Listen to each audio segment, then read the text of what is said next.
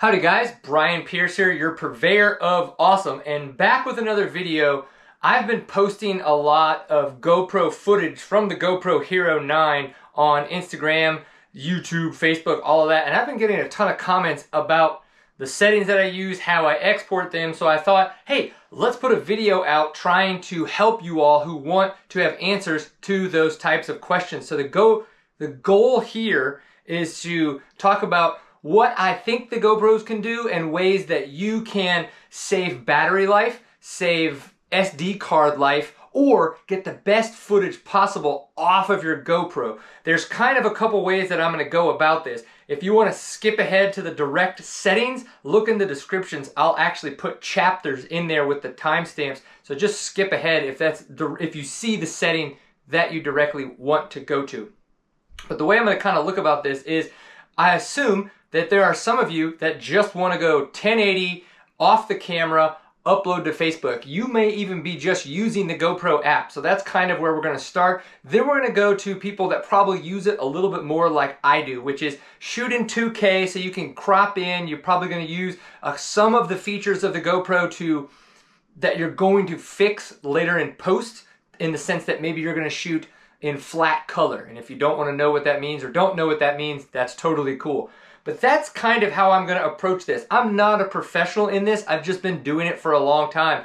So one thing that is interesting is I'm shooting this right now on the Hero 9. So if you're looking at my little archive here, where is the Hero 9? You're looking at it right now. That's how much I'm enjoying using this Hero 9. It really is a great camera. But at the end of the video, I'm going to talk about why it may not be the right camera for everybody to buy right now. So if you come, thinking back to the original Hero, right? I've got the Hero 1, I've got the Hero 2 here. I had a 3, it's missing somewhere. We used to shoot with the 3 Plus that James Hill owned. We always used that. A GoPro 4. This is where I feel they started to make a lot of improvements with the camera, that you saw a lot more people be able to just take the footage off of the camera, boom, upload it to the internet, and you could work with what was on the camera. Then, of course, we went to, I believe this is the Hero 7, so 5 is when they went to this format. Didn't get a chance to buy a 6, got a 7. Love this guy. I'm going to talk a little bit more about the 7 after, towards the end of this video, where you can skip ahead. The one thing that I do wish that GoPro would go back to is the session, especially now that the Hero 9 is as big as it is. Though the frame is included, right? It's one big piece opposed to things like the 7 that had, and the 8 that had this frame. It's kind of built in. The tabs, so far, that fold down the 9, they haven't broken. But for the form factor for these guys, oh my gosh. These are amazing. Please, somebody make, GoPro, just remake these. I'm going to say somebody else try to make it. No, I love the GoPro ecosystem. I live in it. It's great for me. GoPro, just please make the session again. Let's just leave it at that. So we're going to go to the overhead shot. We're going to talk about the settings, starting with 1080, talking about 2K and how you can leverage it, and then we'll talk a little bit about 4K and some of the more robust features that are fun to use and how I think you could leverage them. So, overhead shot. So first thing we're going to do is we're going to look at the main settings for the camera itself, not the different settings that you have. So one of the things you want to look at is your LEDs. See which one you have on, if you've got all of them on, all of them off, so that way you can save a little bit of battery life there. Next, you want to go ahead and look at when your auto off is going to happen, when your screensaver is going to turn off for front and rear. So the lowest setting for auto off, if I were just to leave the camera there, is 5 minutes. That's where I've got that set. Screensaver rear, 1 minute, so that way you can touch it to turn it back on, but it turns off there after 1 minute. And then the screensaver front, I've got never, so I don't want it to stay on, because in most of the modes that I use it, I do not use the front-facing camera. When I'm vlogging, I do use it a little bit more there. So different things like lock, video compression, how you're going to prepare for where the footage is going to go. If you're going to go straight off the camera into the app or to upload, most of this, you really want to pay attention to the things that are going to help save battery life more than anything else. So let's go ahead and look at the camera. One thing that is nice about the Hero 9 is they do have all of these different presets that you can go and choose from. I do believe you can add more of those in the app or change the naming of them, but that's something I haven't looked into because what they came preset with works great for me. So I use in the 1080 60 frames and typically with the wide lens, I have Hypersmooth off, and Pro Tune, shutter speed auto, white balance auto. The only thing that I do a lot of the times is I'll change the ISO, so a min and a max. This is just so that if it gets really dark, it doesn't get extremely grainy. If you're looking to always capture footage, regardless of how dark it gets, you're gonna wanna bring that ISO all the way up. In this case, you can see how it just gets a little bit darker there, just even on the footage. So that is something that I do play with in this. Now, one thing is pay attention to is color. If you're gonna go straight off the camera, GoPro color's pretty good. I don't say don't use it.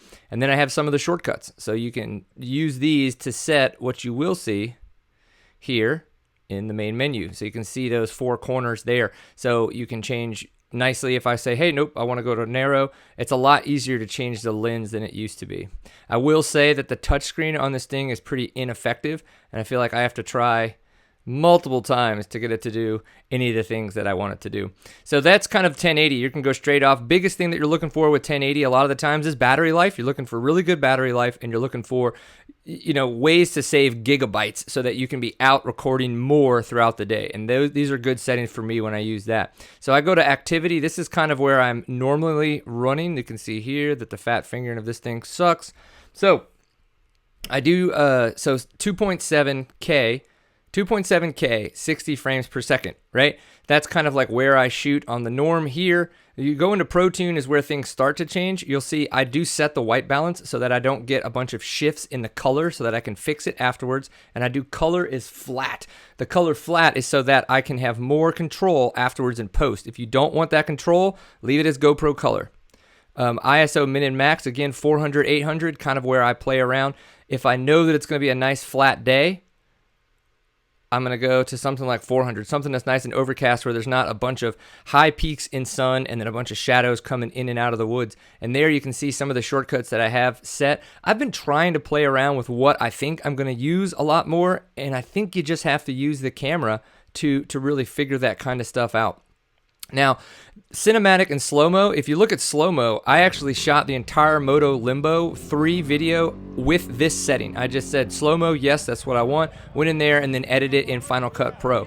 You can see that's kind of how they preset all this stuff. Pretty awesome. So came out great. If you haven't seen that video, go check it out. I'm sure you're going to be impressed with just how kind of out of the box that slow-mo setting is. So if I choose 5K, this is where I can now back out, and Hypersmooth, I can go all the way up to boost on the Hypersmooth. So we've got boost, we've got on, and we've got off. That is how you want to be able to do that. If you're just shooting in 10K, you're not going to have all those great options because of the fact that it's not as zoomed in. It also has to do with your lens. So if you're going to go down into narrow, you're going to only see one of those two because it can't crop in the amount that it really wants to crop in. So guys, those are kind of the settings that I use. Let's back out. I'm going to talk to you a little bit more about the Hero 9. What questions do you guys still have? I'm sure you have a ton. That's what the comments are for. I'm going to have links in the descriptions to different videos that I've shot so you guys can see some of the features that I've talked about and how I've leveraged them. But let's talk a little bit about the Hero 9. The Hero 9 is an amazing piece of hardware with robust software. Everything that's going on inside of this thing is pretty insane. The horizon leveling, if you see the footage of me on the grass track, it legit looks like I have a drone flying, hovering above my crotch, just catching the footage and staying completely still as I weave in and out. Insane. That's ridiculous. The new level of stability that we have with Hypersmooth boosts is quite ridiculous. Now, for dirt bikers, I hate it. You know why? It takes all the feel out of it. One of the things that I do like about not using any smoothing features and having the camera connected to my helmet is the helmet kind of takes some of the dampening out of it, right? Our body and our bike are bouncing around. The helmet stays a little bit more stable and you get that rider trail interaction. I feel it comes across to the watcher, to the viewer of the video better. So if you're looking for any tips there and you want to keep some of that feel of the trail, don't use any of the smoothing features. Keep it raw, but also pay attention to where you mount it. If you guys want a little bit of advice or thoughts on how I mount I've used the gripper mount from Dango Designs, again, link in the description, and then I'm currently testing the one from the Extreme Sport Wannabe. So they have a chin mount that is not removable. The gripper mount is something,